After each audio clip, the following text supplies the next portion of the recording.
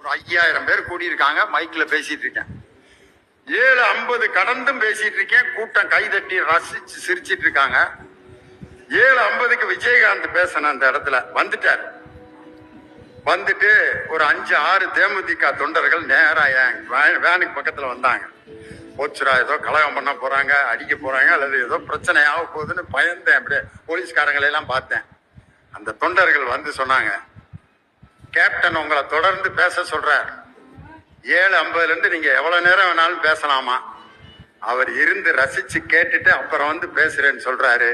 பேச்சை நீங்க நிறுத்த வேணாம், தொடர்ந்து பேசுங்கன்னு சொன்னாருன்னு நான் அதுக்கப்புறம் ஒரு 15 நிமிஷம் பேசின பிறகு அந்த இடத்துக்கு அவர் வந்து பேச வர்றப்ப எனக்கு வணக்கம் சொல்லி உங்க பேச்சு ரொம்ப அருமையா இருந்துச்சுன்னு அவரை விமர்சனம் பண்ணிய பேச்சை கூட ரசித்து எனக்கு வணக்கம் சொன்னார் அந்த விஜயகாந்த்ங்கிற அந்த மனிதர்.